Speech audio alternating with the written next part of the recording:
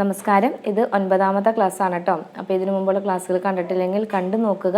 വളരെ ഉപകാരപ്രദമായിട്ടുള്ള ക്ലാസ്സുകളാണ്. നമ്മൾ ഓരോ വർഷത്തെ ക്വസ്റ്റ്യൻ പേപ്പർ എടുത്തിട്ട് അതുമായി ബന്ധപ്പെട്ട് ഡീറ്റെയിൽ ആയിട്ടാണ് പഠിച്ചുകൊണ്ടിരിക്കുന്നത് കേട്ടോ. അപ്പോൾ ഇന്നത്തെ ക്ലാസ്സിലേക്ക് കിടക്കാം. ആദ്യത്തെ ക്വസ്റ്റ്യൻ ഇതാണ്. താഴെ തന്നിരിക്കുന്ന റേറ്റ് കോൺസ്റ്റൻറ്റുകളിൽ ഏതാണ് ഫസ്റ്റ് ഓർഡർ രാസപ്രവർത്തനത്തെ സൂചിപ്പിക്കുന്നത്? Options A K = 6.3 × 10⁻⁻⁴ mole litre inverse second inverse. B K = 6.5 × 10⁻⁵ second inverse. C K = 4.0 × 10⁻³ liter mole inverse second inverse. D K = 2.2 × 10⁻² mol⁻²s⁻⁻1. ഏതായിരിക്കും ആൻസർ? ആൻസർ ബി ആണ്. 6.5 × 10⁻⁵ s⁻⁻1. അടുത്ത ക്വസ്റ്റ്യൻ. കൊബോൾട്ടിൻ്റെ ഇലക്ട്രോൺ വിന്യാസം കണ്ടെത്തി എഴുതുക.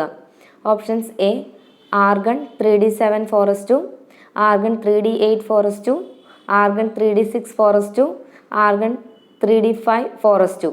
ഏതായിരിക്കും ആൻസർ? ആൻസർ എ ആണ്. Argon 3d7 4s2. അപ്പോൾ ഇതെങ്ങനെയാണ് വന്നിരിക്കുന്നതെന്ന് നോക്കാം നമുക്ക്. അപ്പോൾ കൊബോൾട്ടിനെ എന്തായിട്ട് കമ്പയർ ചെയ്ത് എഴുതിയിരിക്കുന്നത്? ആർഗണുമായിട്ട്, അതായത് ഇനേർട്ട് ഗ്യാസ് ആയ ആർഗണായിട്ട് കമ്പയർ ചെയ്തിട്ടാണ് എഴുതിയിരിക്കുന്നത്. അപ്പോൾ അതെങ്ങനെയാണെന്ന് നമുക്ക് നോക്കാം. അപ്പോൾ സബ്ഷെല്ലുകളെ കുറിച്ചിട്ട് നമുക്ക് അറിയാവുന്നതാണ്. ഏതൊക്കെയാണ് സബ്ഷെല്ലുകൾ? SP-DF ആണ്. എസ്സിൽ എത്ര ഇലക്ട്രോൺ ഉൾക്കൊള്ളാനായിട്ട് സാധിക്കും? 2 ഇലക്ട്രോൺ ഉൾക്കൊള്ളാനായിട്ട് സാധിക്കും. പിയിലാണെങ്കിൽ 6 ഇലക്ട്രോൺ, ഡിയിലാണെങ്കിൽ 10 ഇലക്ട്രോൺ, എഫിലാണെങ്കിൽ 14 ഇലക്ട്രോൺ.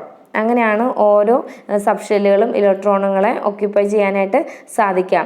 ഇനി സബ്ഷെല്ലുകളുടെ ഊർജം കൂടി വരുന്ന ക്രമം എങ്ങനെയാണ്? ഇവിടെ കൊടുത്തിട്ടുണ്ട്. 1s, 2s, 2p, 3s, 3p, 4s. 4s കഴിഞ്ഞാൽ 3d ആണ് കിടക്കുന്നത്. എന്നിട്ടാണ് 4pയിലേക്ക് പോകത്തുള്ളൂ. 3d, 4p, 5s, 4d, 5p അങ്ങനെ പോയിക്കൊണ്ടിരിക്കും. ഇതാണ് നമ്മുടെ സബ്ഷെല്ലുകളുടെ ഊർജം കൂടി വരുന്ന ക്രമം. ഈ ക്രമം എല്ലാവരും പഠിച്ചിരിക്കണം കേട്ടോ. അതുപോലെ ഓരോ സബ്ഷെല്ലുകളും എത്ര ഇലക്ട്രോൺസ് ഉൾക്കൊള്ളും എന്നുള്ള കാര്യം ഓർത്തിരിക്കേണ്ടതാണ്. ഇനി ഇവിടെ എങ്ങനെയാണ് എഴുതിയേക്കണേന്ന് നോക്കിക്കഴിഞ്ഞാൽ അറ്റോമിക നമ്പർ കൂടിയ മൂലകങ്ങളുടെ സബ്ഷെൽ ഇലക്ട്രോൺ വിന്യാസം എഴുതുമ്പോൾ ആ മൂലകത്തിന് തൊട്ടു മുമ്പുള്ള പീരീഡിലെ ഉത്കൃഷ്ട മൂലകത്തിൻ്റെ പ്രതീകം ബ്രാക്കറ്റിൽ കാണിച്ച് തുടർന്നുള്ള സബ്ഷെൽ വിന്യാസം മാത്രം എഴുതിയാൽ മതിയാകും. അങ്ങനെയാണ് നമ്മൾ ആർഗണും അതുപോലെ തന്നെ കൊബോൾട്ടും കമ്പയർ ചെയ്ത് എഴുതിയത്. കൊബോൾട്ടിന് എന്തായിട്ട് കമ്പയർ ചെയ്തേക്കണു? ആർഗണായിട്ട് കമ്പയർ ചെയ്ത് എഴുതിയിരിക്കുന്നു. കൊബോൾട്ടിൻ്റെ അറ്റോമിക് നമ്പർ 27 ആണ്. ആർഗണിൻ്റെ അറ്റോമിക് നമ്പർ 18 ആണ്. അപ്പോൾ കൊബോൾട്ടിനെ എങ്ങനെ എഴുതാനായിട്ട് പറ്റും? 1s2, 2s2, 2p6, 3s2, 3p6, 4s2, 3d7 ഇങ്ങനെ എഴുതാനായിട്ട് പറ്റും. ഇനി ആർഗൺ എങ്ങനെ എഴുതാനായിട്ട് പറ്റും? ആർഗണിൻ്റെ അറ്റോമിക് നമ്പർ എത്രയാണ്? 18 ആണ്. അപ്പോൾ നമുക്ക് എങ്ങനെ എഴുതാം? 1s2, 2s2, 2p6, 3s2, 3p6. അപ്പോൾ അതെല്ലാം കൂടി കൂട്ടുമ്പോൾ 18 കിട്ടും. അപ്പോൾ നമ്മൾ അങ്ങനെ 2 മൂലകത്തിൻ്റെയും ഇലക്ട്രോണിക് കോൺഫിഗറേഷൻ എഴുതിയിട്ടുണ്ട്. ഇനി അത് തമ്മിലൊന്ന് കമ്പയർ ചെയ്ത് നോക്കിക്കേ. കൊബോൾട്ടിൻ്റെ ലാസ്റ്റിൽ 4s2, 3d7 ആണ്. ബാക്കി അവിടെ വരെ, അതായത് 1s2, 2s2, 2p6, 3s2, 3p6 വരെ ആർഗണിൻ്റെയും കൊബോൾട്ടിൻ്റെയും ഒരേ ലെവലിലാണ് നിൽക്കുന്നത്. കൂടുതലായിട്ടുള്ളത് ഏതാണ്? 4s2, 3d7 ആണ്. അപ്പോൾ അതുമാത്രം ബാക്കിയുള്ളത് എന്തായിട്ട് എഴുതിയേക്കണു? ആർഗണിനെ ബ്രാക്കറ്റിൽ കൊടുത്തിട്ട് ബാക്കി 4s2, 3d7 എഴുതിയേക്കണു. മനസ്സിലായോ? ഇനി അങ്ങനെയെങ്കിൽ പൊട്ടാസ്യത്തിൻ്റെ അറ്റോമിക് നമ്പർ എത്രയാണ്? 19 ആണ്. അപ്പോൾ 19 നമുക്ക് എങ്ങനെ എഴുതാനായിട്ട് പറ്റും? കോൺഫിഗറേഷൻ എങ്ങനെയാണ്? 1s2, 2s2, 2p6, 3s2, 3p6, 4s1 എന്നാണ് എഴുതുന്നത്. അപ്പോൾ 3p6 വരെ ഉള്ളത് എന്തിൻ്റെ കോൺഫിഗറേഷനാണ്? ആർഗണിൻ്റെ കോൺഫിഗറേഷനാണ്. അപ്പോൾ പൊട്ടാസ്യത്തെയും ആർഗണെ കമ്പയർ ചെയ്തിട്ട് ആർഗണെ ബ്രാക്കറ്റിലിട്ടിട്ട് ബാക്കി എന്താ വരുന്നത്? അവിടെ 4s1 ആണ്. അപ്പോൾ ആർഗൺ ബ്രാക്കറ്റിലിട്ട് കൊടുത്തിട്ട് നമുക്ക് 4s1 എന്ന് എഴുതിയാൽ മതിയാകും. ഇനി വേറൊരു എക്സാമ്പിൾ കൂടി നോക്കിയാലോ. സ്കാൻഡിയം എടുക്കാം. സ്കാൻഡിയത്തിൻ്റെ അറ്റോമിക് നമ്പർ 21 ആണ്. കോൺഫിഗറേഷൻ എങ്ങനെ എഴുതാം? 1s2, 2s2, 2p6, 3s2, 3p6, പിന്നെയോ 4s2, 3d1 ആണ് എഴുതുന്നത്. അപ്പോൾ ഇതിനകത്ത് 3p6 വരെ നമ്മുടെ ആർഗണാണ്. അത് കഴിഞ്ഞിട്ടുള്ള 4s2, 3d1 എന്തിൻ്റെയാണ്? സ്കാൻഡിയത്തിൻ്റെയും കൂടി എഴുതിയാൽ മതി. അപ്പോൾ എങ്ങനെ എഴുതാം? ബ്രാക്കറ്റിൽ ആർഗൺ എഴുതിയിട്ട് 3d1, 4s2 എന്ന് എഴുതാനായിട്ട് പറ്റും. മനസ്സിലായോ കൂട്ടുകാർക്ക് എന്താണ് ഇതിങ്ങനെ വന്നേ, അല്ലെങ്കിൽ കൊബോൾട്ടിൻ്റെ കോൺഫിഗറേഷൻ ആർഗണായിട്ട് കമ്പയർ ചെയ്ത് എഴുതുന്നതെന്ന് മനസ്സിലായല്ലോ. അതായത് ഇലക്ട്രോൺ വിന്യാസത്തിൽ നമുക്ക് എങ്ങനെ രേഖപ്പെടുത്താം? അറ്റോമിക് നമ്പർ കൂടിയ മൂലകങ്ങളുടെ സബ്ഷെൽ ഇലക്ട്രോൺ വിന്യാസം എഴുതുമ്പോൾ ആ മൂലകത്തിന് തൊട്ട് മുമ്പുള്ള പീരീഡിലെ ഉത്കൃഷ്ട മൂലകത്തിന്റെ പ്രതീകം ബ്രാക്കറ്റിൽ കാണിച്ചിട്ട് തുടർന്നുള്ള സബ്ഷെൽ വിന്യാസം മാത്രം എഴുതിയാൽ മതിയാകും. അങ്ങനെയാണ് ഇവിടെ കൊബോൾട്ടിന്റെ എഴുതിയേക്കുന്നത്. കൊബോൾട്ടിന്റെ എന്താണ് നമ്മൾ എഴുതിയത്? ആർഗൺ, പിന്നെയോ 4s2 3d7 ആൻസർ ചെയ്ത് വന്നേക്കണത്. ഓക്കെ, ഇനി അടുത്ത ക്വസ്റ്റിലേക്ക് പോയാലോ. അടുത്ത ക്വസ്റ്റ്യൻ, താഴെ തന്നിരിക്കുന്നവയിൽ ഐസോ ഇലക്ട്രോണിക് അല്ലാത്തത് ഏതെന്ന് കണ്ടെത്തി എഴുതുക. Options A potassium plus, calcium 2+, scandium 3+. Option B lithium plus, sodium plus, scandium 3+. Option C sodium plus, nitrogen 3-, fluorine -. Option D sodium plus, magnesium 2+, oxygen 2-. ഏതായിരിക്കും ആൻസർ? ആൻസർ ബി ആണ്, lithium plus, sodium plus, scandium 3+. അപ്പോൾ എന്തായിരിക്കും ഈ ഐസോ electronic എന്ന്? ഐസോ ഇലക്ട്രോണിക്കിനെ കുറിച്ച് നമുക്ക് പഠിക്കാം. ഇലക്ട്രോണുകളുടെ എണ്ണം തുല്യമായിട്ടുള്ള സ്പീഷീസുകളെ ഐസോ ഇലക്ട്രോണിക് സ്പീഷീസ് എന്ന് പറയാം.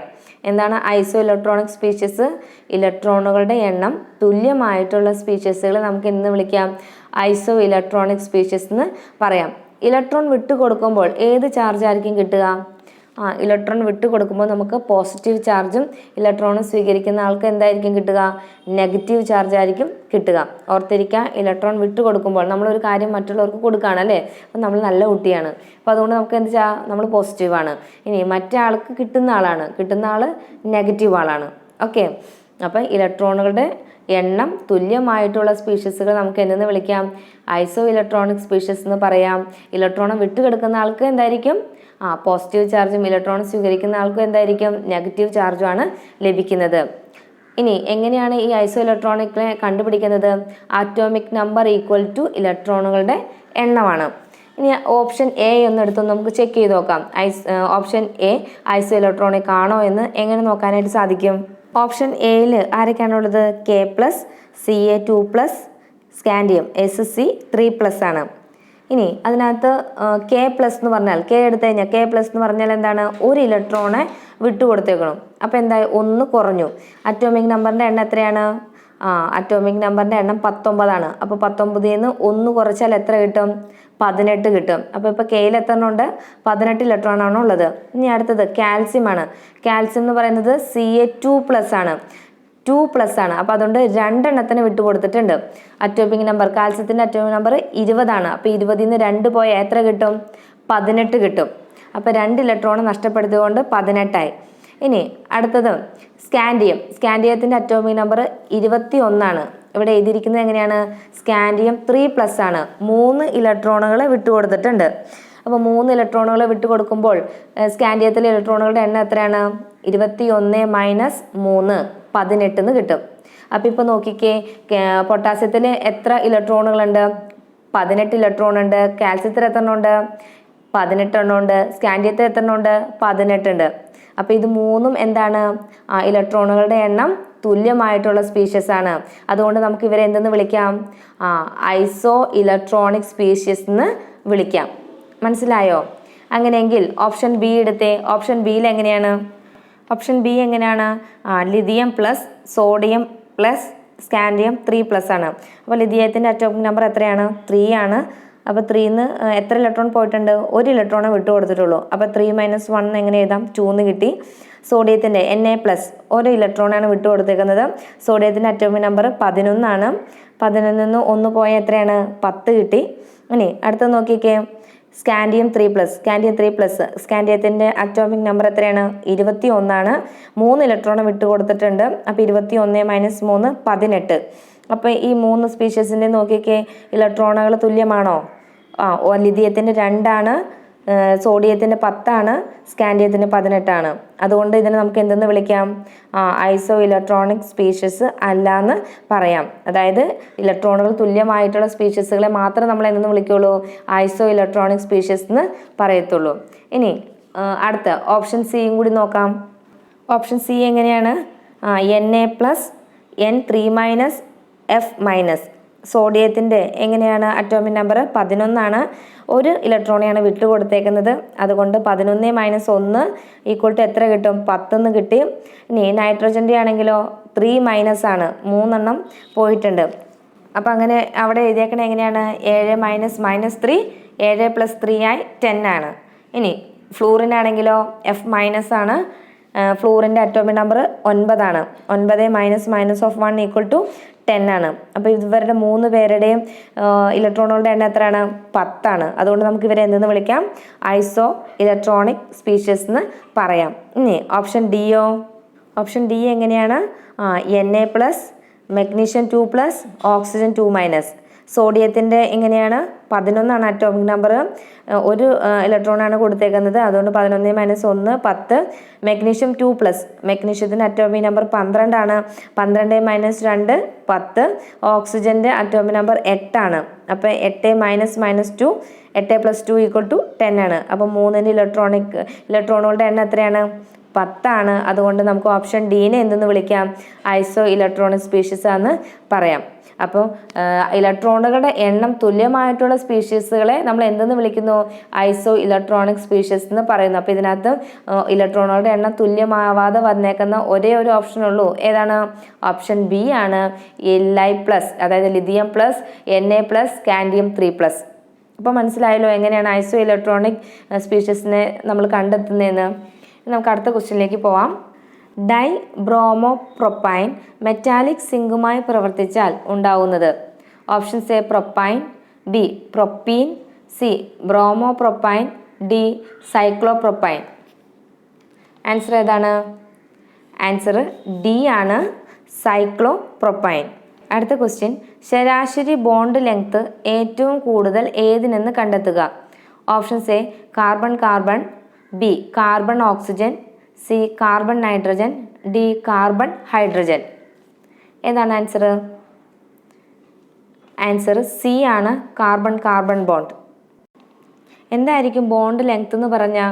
അതായത് ബന്ധനത്തിൽ ഏർപ്പെട്ടിരിക്കുന്ന തന്മാത്രകളുടെ ന്യൂക്ലിയസിൻ്റെ മധ്യബിന്ദുക്കളുടെ ഇടയിലുള്ള ദൂരത്തെയാണ് നമ്മൾ എന്ന് വിളിക്കുന്നത് ബോണ്ട് ലെങ്ത് എന്ന് പറയുന്നത്. എന്താണ് ബോണ്ട് ലെങ്ത് എന്ന് പറഞ്ഞാൽ? ഒരു ബന്ധനത്തിൽ ഏർപ്പെട്ടിരിക്കുന്ന തന്മാത്രകളുടെ ന്യൂക്ലിയസിൻ്റെ മധ്യബിന്ദുക്കൾക്കിടയിലുള്ള ദൂരത്തെ നമുക്ക് എന്തെന്ന് വിളിക്കാം? ബോണ്ട് ലെങ്ത് എന്ന് പറയാം. പിരീഡിൽ ഇടത്തു നിന്ന് വലത്തോട്ട് പോകുമ്പോൾ ആറ്റത്തിൻ്റെ വലിപ്പം എങ്ങനെയാണ്? ആറ്റത്തിൻ്റെ വലിപ്പം കുറയുന്നു. അപ്പോൾ ആറ്റത്തിൻ്റെ വലിപ്പം കുറയുമ്പോൾ ബോണ്ട് ലെങ്ത് എന്ത് ചെയ്യുന്നു? കുറയുന്നു. ആറ്റത്തിൻ്റെ വലിപ്പം കൂടുമ്പോൾ ബോണ്ടിൻ്റെ ലെങ്ത് കൂടി വരുന്നു. ഇതങ്ങ് കാണാതെ പഠിച്ചോട്ടോ. കാർബണുമായി രാസബന്ധനത്തിൽ ഏർപ്പെട്ടിട്ടുള്ള ആറ്റങ്ങളും വലിപ്പത്തിൻ്റെ ആരോഹണക്രമവും. അതിനകത്ത് ആദ്യം ആരാണ് കിടക്കുന്നത്? ഹൈഡ്രജൻ ആണ്. ഹൈഡ്രജൻ ആണ് ഏറ്റവും ചെറുത്. Hydrogen greater than oxygen greater than nitrogen greater than carbon. അതായത് CH greater than CO greater than CN greater than CC. അപ്പോൾ ഏറ്റവും വലിയ ബോണ്ട് ലെങ്ത് അല്ലെങ്കിൽ ബോണ്ട് ലെങ്ത് ഏറ്റവും കൂടുതൽ ഏത് ബോണ്ടിനാണ്? കാർബൺ കാർബൺ സിംഗിൾ ബോണ്ടിനാണ്. ഓർത്തിരിക്കുക, ബോണ്ട് ലെങ്ത് ഏറ്റവും കൂടുതൽ ആർക്കാണ്? കാർബൺ കാർബൺ സിംഗിൾ ബോണ്ടിനാണ്. കുറവ് ബോണ്ട് ലെങ്ത് ഉള്ളത് കാർബൺ ഹൈഡ്രജൻ സിംഗിൾ ബോണ്ടിനാണ്. ഇനി ഈ സിംഗിൾ ബോണ്ടും ഡബിൾ ബോണ്ടും ട്രിപ്പിൾ ബോണ്ടും എടുത്തു കഴിഞ്ഞാൽ ഏതിനായിരിക്കും ഏറ്റവും കൂടുതൽ ബോണ്ട് ലെങ്ത് ഉള്ളത്? സിംഗിൾ ബോണ്ടിനാണ് ഏറ്റവും കൂടുതൽ ബോണ്ട് ലെങ്ത് ഉള്ളത്. ഇനി അതുപോലെ തന്നെ സിംഗിൾ ഡബിൾ ട്രിപ്പിൾ ഈ ബോണ്ടുകളിൽ ഏറ്റവും സ്ട്രോങ് ആയിട്ടുള്ളത് അല്ലെങ്കിൽ സ്ട്രെങ്ത് കൂടുതലുള്ളത് ഏതിനായിരിക്കും? ട്രിപ്പിൾ ബോണ്ടിനാണ്. അപ്പോൾ ബോണ്ട് ലെങ്ത് കൂടുതലുള്ളത് സിംഗിൾ ബോണ്ടിനും ബോണ്ട് സ്ട്രെങ്ത് കൂടുതലുള്ളത് ഏതിനായിരിക്കും? ട്രിപ്പിൾ ബോണ്ടാണ്. ലെങ്ത് കൂടുതലുള്ളത് സിംഗിളിനും സ്ട്രെങ്ത് കൂടുതലുള്ളത് ഏതിനായിരിക്കും? ട്രിപ്പിളിനായിരിക്കും. അതായത് ബോണ്ട് സ്ട്രോങ്ങർ ആവുമ്പോൾ ലെങ്ത് എന്താവുന്നു? ഷോർട്ടർ ആവുന്നു. ബോണ്ട് സ്ട്രോങ് ആവുമ്പോൾ ലെങ്ത് എന്ത് ചെയ്യുന്നു? ചെറുതാവുന്നു. ഈ ബോണ്ട് സ്ട്രോങ് ആവുക എന്ന് പറഞ്ഞാൽ എന്താണ്? അതായത് കൂടുതലായിട്ട് ഇലക്ട്രോണെ അട്രാക്റ്റ് ചെയ്ത് നിർത്തുന്നതിനെയാണ് നമ്മളെന്ന് വിളിക്കുക സ്ട്രോങ് ബോണ്ട് എന്ന് പറയുന്നത്. അപ്പോൾ ആ സ്ട്രോങ് ബോണ്ട് ഉള്ളത് ഏതിനായിരിക്കും? ട്രിപ്പിൾ ബോണ്ടിനായിരിക്കും സ്ട്രോങ് കൂടുതലുള്ളത്. അതായത് അവിടെ എന്തായിരിക്കും? സ്ട്രെങ്ത് കൂടുതലായിരിക്കും. സ്ട്രെങ്ത് കൂടുമ്പോൾ എന്ത് കുറയും എന്ന് പറഞ്ഞു നമ്മൾ? ലെങ്ത് കുറയും. ബോണ്ട് ലെങ്ത് ഷോർട്ടർ ആവുകയും ചെയ്യുന്നു. മനസ്സിലായോ? കൺഫ്യൂഷനായോ? എങ്ങനെയാണ് നമ്മൾ പറഞ്ഞത്? അതായത് സിംഗിൾ ബോണ്ടും ഡബിൾ ബോണ്ടും ട്രിപ്പിൾ ബോണ്ടും എടുത്തു കഴിഞ്ഞാൽ ഏറ്റവും ബോണ്ട് ലെങ്ത് കൂടുതലുള്ളത് ഏതിനായിരിക്കും? സിംഗിൾ ബോണ്ടിനായിരിക്കും. ഇനി ഏറ്റവും സ്ട്രെങ്ത് കൂടുതലുള്ളത് ഏതിനായിരിക്കും? ട്രിപ്പിൾ ബോണ്ടിനായിരിക്കും. ബോണ്ട് സ്ട്രോങ് ആവുമ്പോൾ ലെങ്ത് ഷോർട്ടർ ആവുന്നു. ഇനി നമ്മുടെ ക്വസ്റ്റ്യനിലേക്ക് വരുമ്പോൾ ഏതിനായിരിക്കും ബോണ്ട് ലെങ്ത് കൂടുതലുള്ളത്? കാർബൺ കാർബൺ സിംഗിൾ ബോണ്ടാണ്. മനസ്സിലായോ?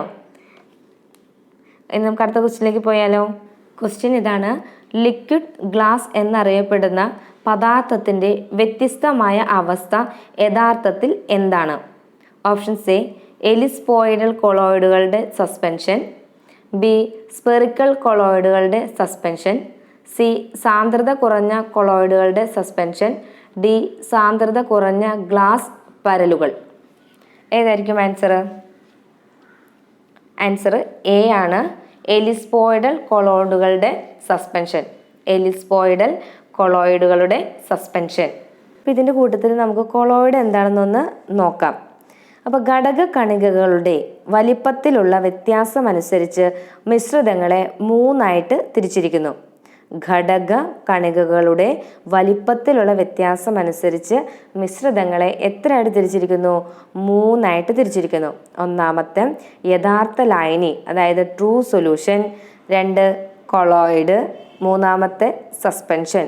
എങ്ങനെയാണ് മൂന്നായിട്ട് തിരിച്ചിരിക്കുന്നത്?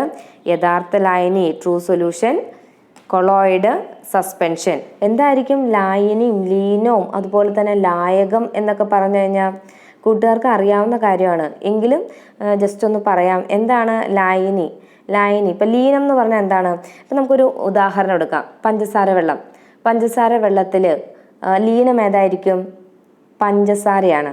അതിനകത്ത് ലായകം എന്ന് പറയുന്നത് എന്താണ്? വെള്ളമാണ്. രണ്ടും കൂടി മിക്സ് ചെയ്ത് വരുന്നത് ലായനി എന്ന് പറയും. അപ്പോൾ കുറച്ചുള്ളത് നമ്മൾ എന്ന് വിളിക്കുന്നു? ലീനം അഥവാ സൊല്യൂട്ട്. ഇവിടെ നമ്മൾ പഞ്ചസാര ലായനി എടുത്തത് കൊണ്ട് ലീനം ഏതാണ്? സൊല്യൂട്ട് ഏതാണ്? പഞ്ചസാരയാണ്. കൂടിയ അളവിലുള്ള ഘടകം ഏതാണ്? ലായകമാണ്. ലായകം സോൾവെന്റ് എന്ന് പറയും. ഇവിടെ നമ്മൾ സോൾവെന്റ് ആയിട്ട് എടുത്തേക്കുന്നത് ഏതാണ്? ജലമാണ്. ഓക്കെ, അപ്പം ലീനം എന്താണ്, ലായകം എന്താണെന്ന് മനസ്സിലായി. മിക്കവാറും ലായനികളിൽ ലായകത്തിൻ്റെ ഭൗതിക അവസ്ഥ തന്നെയായിരിക്കും ലായനിയുടെ അവസ്ഥ. മിക്കവാറും ലായനികളിൽ ലായകത്തിൻ്റെ ഭൗതിക അവസ്ഥ തന്നെയായിരിക്കും എന്തില്? ലായനിയുടെ ഭൗതിക അവസ്ഥ.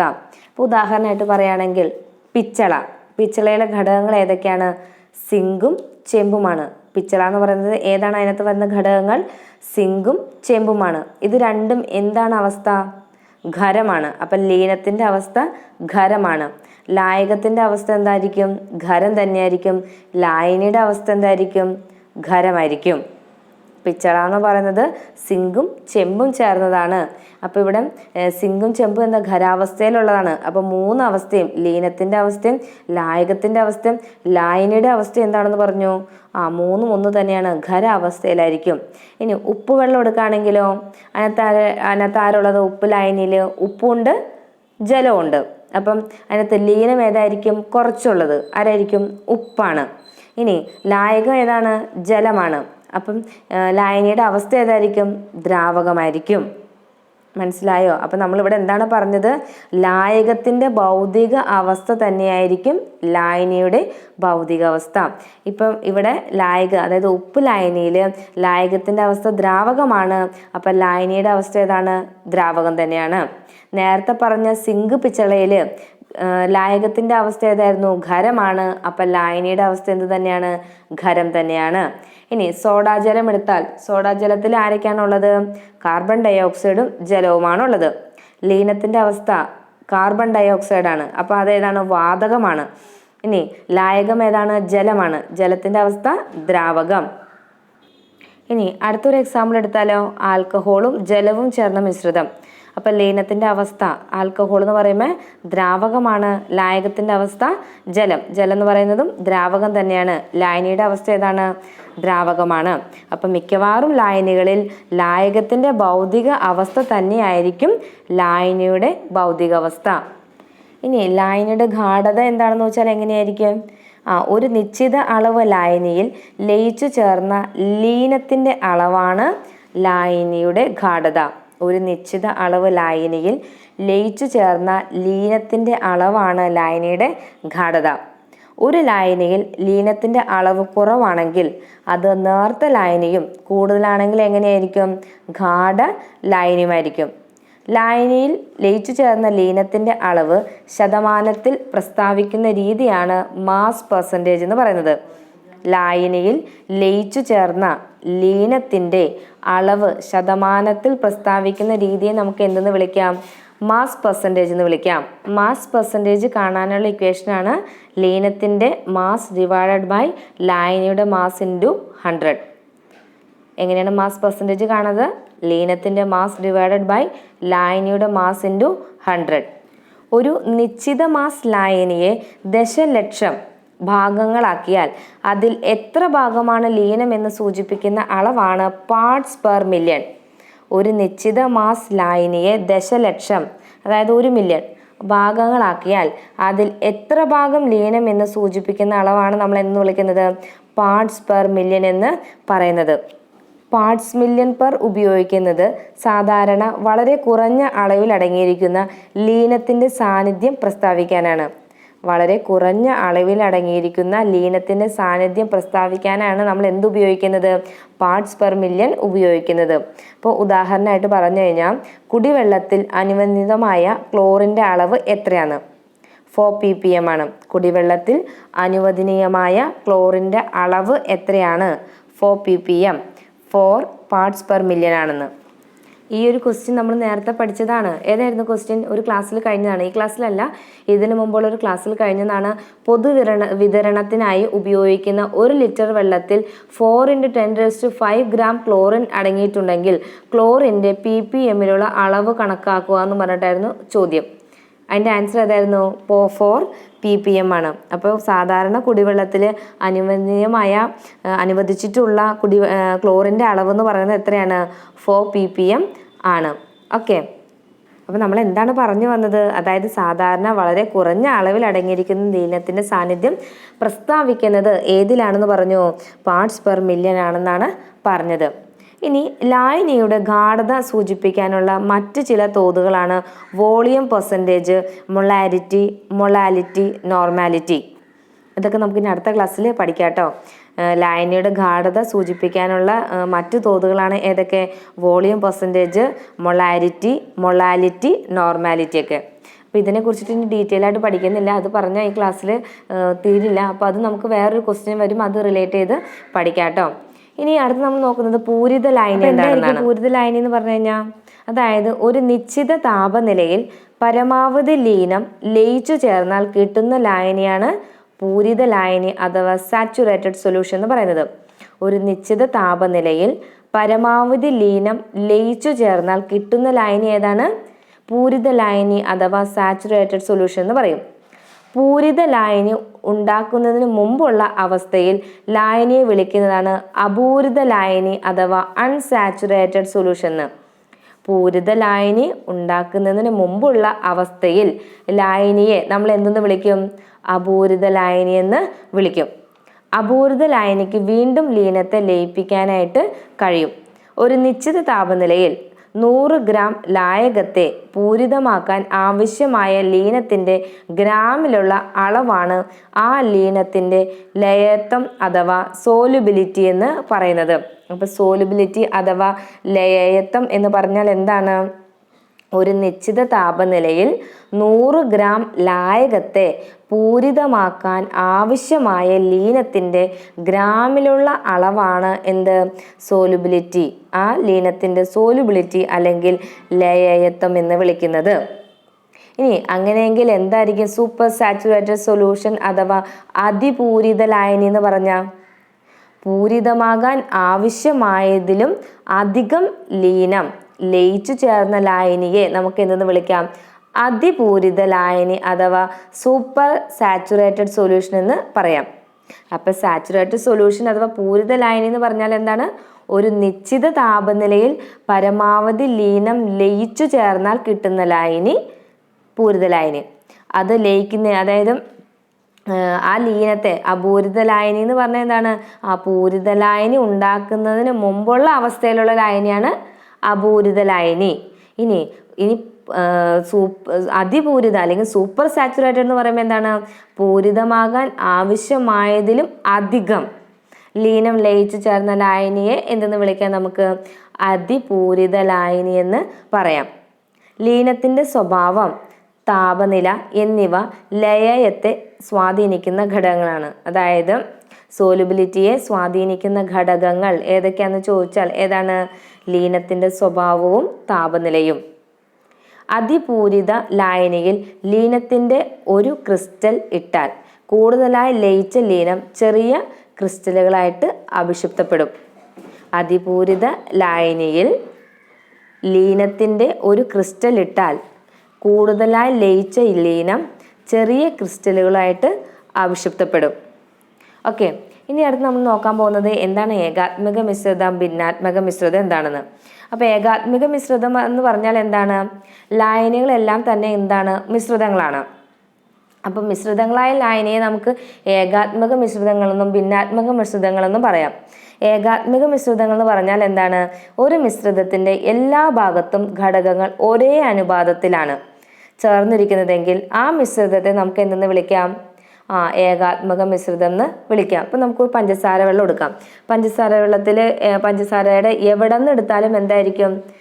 ഒരേ സൊല്യൂഷൻ തന്നെ, ഒരേ ടേസ്റ്റ് തന്നെ ആയിരിക്കും അല്ലേ? പഞ്ചസാര വെള്ളത്തിന് അല്ലെങ്കിൽ ഉപ്പ് ലായനി, വായു, ആഭരണ നിർമ്മാണത്തിന് ഉപയോഗിക്കുന്ന സ്വർണം, ഇതെല്ലാം എന്തിനുള്ള ഉദാഹരണങ്ങളാണ്? ഏകാത്മക മിശ്രിതം അഥവാ ഹോമോജീനിയസ് മിക്സ്ചേഴ്സിന് ഉദാഹരണമാണ്.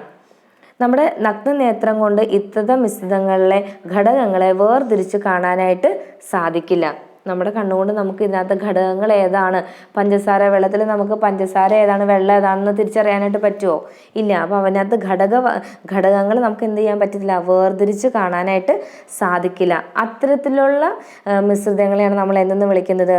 ഏകാത്മക മിശ്രിതം അഥവാ ഹോമോജീനിയസ് മിശ്രിതങ്ങളെന്ന് വിളിക്കുന്നത്. ഇനി അങ്ങനെയെങ്കിൽ ഭിന്നാത്മക മിശ്രിതം എന്തായിരിക്കും? ഒരു മിശ്രിതത്തിൻ്റെ എല്ലാ ഭാഗത്തും ഘടകങ്ങൾ ഒരേ അനുപാതത്തിലല്ല ചേർന്നിരിക്കുന്നതെങ്കിൽ ആ മിശ്രിതത്തെ നമുക്ക് എന്തെന്ന് വിളിക്കാം? ഭിന്നാത്മക മിശ്രിതം എന്ന് പറയാം, അല്ലെങ്കിൽ ഹെട്രോജീനിയസ് മിക്സ്ചേഴ്സ് എന്ന് പറയാം. ഉദാഹരണം ഏതാണ്? ഉപ്പും മണലും അല്ലെങ്കിൽ ചെളിവെള്ളം, മണ്ണെണ്ണയും വെള്ളവും ചേർന്ന മിശ്രിതം, ഇതെല്ലാം എന്താണ്? ഭിന്നാത്മക മിശ്രിതം അല്ലെങ്കിൽ ഹെട്രോജീനിയസ് മിക്സ്ചേഴ്സിന് ഉദാഹരണമാണ്. ഇവയെ എന്ത് ചെയ്യാൻ പറ്റും നമുക്ക്? ഘടക കണങ്ങളെ നഗ്നനേത്രം കൊണ്ട് വേർതിരിച്ച് കാണാനായിട്ട് സാധിക്കും. അപ്പൊ എന്താണ് ഏകാത്മക മിശ്രിതം, ഭിന്നാത്മക മിശ്രിതം, പൂരിത ലായനി, ലായനി എന്താണ്? ഇതെല്ലാം മനസ്സിലായി. ഇനി നമ്മൾ അടുത്തത് പറയാനായിട്ട് പോകുന്നത് നമ്മളുടെ ക്വസ്റ്റ്യൻ എന്നുള്ളത് ഘടക കണികകളുടെ വലിപ്പത്തിലുള്ള വ്യത്യാസം അനുസരിച്ച് നമുക്ക് ഈ മിശ്രിതത്തെ എന്തായിട്ട് തിരിച്ചു നമ്മൾ നേരത്തെ പറഞ്ഞത്? യഥാർത്ഥ ലായനി, കൊളോയിഡ്, സസ്പെൻഷൻ, ഇങ്ങനെ മൂന്നായിട്ട് തിരിച്ചിരിക്കുന്നു. അപ്പോൾ ആദ്യത്തെ ലായനി അല്ലെങ്കിൽ യഥാർത്ഥ ലായനി അല്ലെങ്കിൽ ട്രൂ സൊല്യൂഷൻ എന്താണെന്ന്. ലായനികളിൽ ലീന കണികകളുടെ വലിപ്പം വളരെ കുറവായതിനാൽ കണികകൾ നഗ്നനേത്രങ്ങൾ കൊണ്ട് കാണാനായിട്ട് സാധിക്കില്ല. എന്താണ് പറഞ്ഞത്? ഈ ലായനികളിലെ ലീന കണികകളുടെ വലിപ്പം വളരെ കുറഞ്ഞിരിക്കും, വളരെ ചെറുതായതുകൊണ്ട് നമ്മുടെ കണ്ണുകൾ ഉപയോഗിച്ച് നമുക്ക് കാണാനായിട്ട് സാധിക്കില്ല. ലായനികളിലെ കണികകൾ അതിസൂക്ഷ്മങ്ങളായതിനാൽ അവയ്ക്ക് പ്രകാശത്തെ വിസരിക്കാൻ കഴിയില്ല. അതുകൊണ്ട് പ്രകാശപാത കാണാനായിട്ട് കഴിയില്ല. ഉദാഹരണം ഏതാണ്? പഞ്ചസാര വെള്ളം, ഉപ്പ് ലായനി, ഇതെല്ലാം എന്തിനുള്ളതാണ്? ട്രൂ സൊല്യൂഷൻ അല്ലെങ്കിൽ ലായനി അല്ലെങ്കിൽ യഥാർത്ഥ ലായനിക്കൊക്കെ ഉദാഹരണമാണ്. എന്താണ് ലായനി എന്ന് പറഞ്ഞത്? അതായത് ലായനിയിലെ ലീനത്തിൻ്റെ കണികകൾ നമുക്ക് നഗ്നനേത്രങ്ങൾ ഉപയോഗിച്ച് കാണാനായിട്ട് സാധിക്കില്ല. വളരെ ചെറുതായതുകൊണ്ട്, അതിസൂക്ഷ്മ കണികകളായതുകൊണ്ട് അവയ്ക്ക് പ്രകാശത്തെ വിസരിക്കാനായിട്ട് കഴിയില്ല. അതുകൊണ്ട് തന്നെ പ്രകാശപാത കാണാനായിട്ട് കഴിയില്ല. ഇനി അടുത്തതാരാണ്? കൊളോയിഡാണ്. കൊളോയിഡുകളിൽ അല്പം കൂടിയ വലിയ ലീന കണികകളാണ് ഉള്ളത്. കൊളോയിഡിൽ എന്തായിരിക്കും? ലീനത്തിൻ്റെ കണികകളുടെ സൈസ് കുറച്ച് കൂടുതലായിരിക്കും. അതിനാൽ എന്ത് സംഭവിക്കും? പ്രകാശത്തെ വിസരിപ്പിക്കുകയും പ്രകാശപാത ദൃശ്യമാകുകയും ചെയ്യുന്നു. അപ്പോൾ ട്രൂ സൊല്യൂഷനിൽ പ്രകാശത്തിൻ്റെ പാത കാണാനായിട്ട് സാധിക്കില്ല. കൊളോയിഡിൽ എന്തായിരിക്കും? പ്രകാശപാത കാണാനായിട്ട് സാധിക്കും. നേർത്ത കഞ്ഞിവെള്ളം, മഷി, മൂടൽ മഞ്ഞ്, ഇതെല്ലാം എന്താണ്? കൊളോയിഡിന് ഉദാഹരണമാണ്. ഇനി അടുത്തത് സസ്പെൻഷൻ. സസ്പെൻഷൻ എന്താണ്? നഗ്ന നേത്രങ്ങൾ കൊണ്ട് കാണാൻ കഴിയുന്ന അത്രയും വലിപ്പമുള്ളവയാണ് എന്തെന്ന് പറയുന്നത്? സസ്പെൻഷൻ എന്ന് പറയുന്നത്. അവയിൽ പതിക്കുന്ന പ്രകാശം ഒട്ടാകെ പ്രതിപതിക്കുകയാണ് ചെയ്യുന്നത്. ഗുരുത്വാകർഷണം കാരണം അവ ക്രമേണ അടിയുകയും ചെയ്യുന്നു. ഇനി സോഡിയം തയോസൾഫേറ്റും ഹൈഡ്രോക്ലോറിക് ആസിഡും തമ്മിൽ പ്രവർത്തിക്കുമ്പോൾ സൾഫർ അഭിഷിക്തപ്പെടുന്നു. ഇനി നമുക്ക് എന്താ പറയുക, പെട്ടെന്ന് മനസ്സിലാക്കാൻ പറ്റുന്ന ഒരു സസ്പെൻഷനാണ് കുട്ടികൾക്ക് കൊടുക്കുന്ന ചില മരുന്നുണ്ട്. ഒരു വൈറ്റ് കളറിലൊരു ബോട്ടിലിൽ ഒരു മരുന്നുണ്ട്.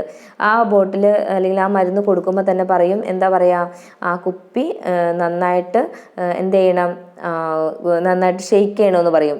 എന്നിട്ട് വേണം അത് ഉപയോഗിക്കാമെന്ന് പറയും. എന്തുകൊണ്ടായിരിക്കാം അങ്ങനെ പറയുന്നത്? അല്ലെങ്കിൽ ആ കുപ്പിയിലെ സൊല്യൂഷൻ എന്തായിരിക്കാം? എന്ത് തരത്തിലുള്ള സസ്പെൻഷൻ ആയിരിക്കുമോ, അല്ലെങ്കിൽ ലായനിയാണോ, അല്ലെങ്കിൽ കൊളോയിഡ് ആയിരിക്കുമോ? ഏതായിരിക്കും ആ കുപ്പികളിലുള്ള മരുന്നുകൾ? അത് സസ്പെൻഷൻ ആണല്ലേ.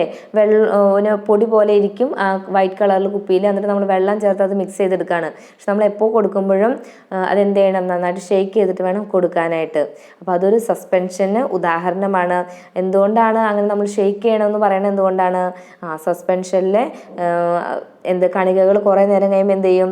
ഗുരുത്വാകർഷണം കാരണം അവ ക്രമേണ അടിയുകയും ചെയ്യും. അപ്പോൾ അങ്ങനെ താഴേക്ക് അവിഷിപ്തപ്പെടുന്നതുകൊണ്ട് നമ്മൾ അങ്ങനത്തെ മരുന്നുകളൊക്കെ എന്ത് ചെയ്യണം? നന്നായിട്ട് ഷെയ്ക്ക് ചെയ്തിട്ട് വേണം ഉപയോഗിക്കാനായിട്ട്. അപ്പോൾ പല ജ്യൂസുകളിലും കൊളോയിഡ് രൂപത്തിലുള്ള പാനീയങ്ങളാണ് ഉപയോഗിക്കുന്നത്.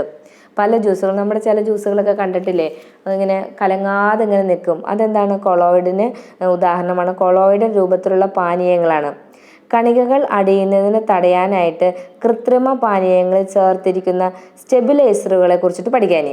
അപ്പം നമ്മുടെ സസ്പെൻഷൻ എന്ന് പറഞ്ഞാൽ എന്താണ്? കുറേ നേരം കഴിഞ്ഞ് കഴിയുമ്പോൾ കണികകൾ എന്തായിരിക്കും? താഴെ അടിഞ്ഞുകൂടും. പക്ഷെ കൊളോയിഡിൽ എന്തായിരിക്കും? കണികകളെല്ലാം ഇങ്ങനെ സ്പ്രെഡ് ചെയ്ത് തന്നെ നിൽക്കുന്നുണ്ടാവും. അപ്പോൾ ജ്യൂസുകളിലൊക്കെ ഇങ്ങനെ കണികകൾ അടിയാണ്ടിരിക്കാൻ വേണ്ടിയിട്ട് ചേർക്കുന്ന ഒരു സാധനമാണ് എന്ത്? സ്റ്റെബിലൈസറുകൾ.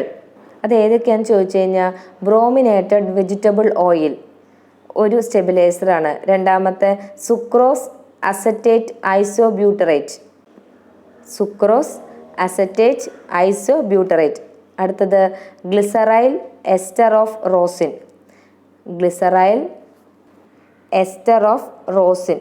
ഇത് മൂന്നുമാണ് സ്റ്റെബിലൈസറുകൾ. എന്താണ് സ്റ്റെബിലൈസർ യൂസ് ചെയ്യുന്നത്? അതായത് അതിൻ്റെ കണികകൾ താഴെ വന്ന് അടിയാണ്ടിരിക്കാൻ വേണ്ടി, അതായത് കൊളോയിഡായിട്ട് തന്നെ നിൽക്കാൻ വേണ്ടിയിട്ട് പല ജ്യൂസുകളിലും ചേർക്കുന്ന സ്റ്റെബിലൈസറുകളാണ് ഏതൊക്കെ? Brominated vegetable oil, sucrose acetate isobutyrate, glyceryl ester of rosin. Okay. അതുപോലെ തന്നെ ഭക്ഷ്യപദാർത്ഥങ്ങളിൽ അല്ലെങ്കിൽ പാനീയങ്ങളിലൊക്കെ ചേർക്കുന്ന കുറച്ച് രാസവസ്തുക്കളുണ്ട്. നിറം കിട്ടാനും അതുപോലെ തന്നെ രുചി കൂട്ടാനൊക്കെ ഉപയോഗിക്കുന്ന രാസവസ്തുക്കളുണ്ട്. അതും കൂടി ഈ കൂട്ടത്തിൽ ഒന്ന് പഠിച്ചു വെച്ചേക്കാം കേട്ടോ. ടാട്രസിൻ. ടാട്രസിൻ എന്ന് പറഞ്ഞു കഴിഞ്ഞാൽ ഭക്ഷ്യപദാർത്ഥമാണ്. എന്തിനാണ് ഉപയോഗിക്കുന്നത്? നിറം നൽകാൻ വേണ്ടിയിട്ടാണ്. ഏത് നിറം? മഞ്ഞ നിറം. ടാട്രസിൻ മഞ്ഞ നിറം. എറിത്രോസിൻ ചുവപ്പ് നിറം. എറിത്രോസിൻ ചുവപ്പ് നിറം. വാനിലിൻ രുചി കൂട്ടാനാണ്. ഫോസ്ഫോറിക് ആസിഡ് പുളിരുചി കൂട്ടാൻ. ഫോസ്ഫോറിക് ആസിഡ് എന്തിനാണ്? പുളിരുചി കിട്ടാനായിട്ട്. അലൈ ഹെക്സനോയിറ്റ് സുഗന്ധത്തിന്. പൈനാപ്പിളിൻ്റെ ഫ്ലവറിന് വേണ്ടിയിട്ടാണ് എന്തുപയോഗിക്കുന്നത്? Allyl hexanoate. അപ്പോൾ ഇത്രയും കാര്യങ്ങളും കൂടി ഈ ഒരു ക്വസ്റ്റ്യനായിട്ട് റിലേറ്റ് ചെയ്ത് നമുക്ക് പഠിക്കാം. അപ്പോൾ ഇന്നത്തെ ക്ലാസ് ഇത്രയുള്ളൂ കേട്ടോ. ഇനി നമുക്ക് അടുത്ത ക്ലാസ്സിൽ കാണാം. Okay, thanks for watching.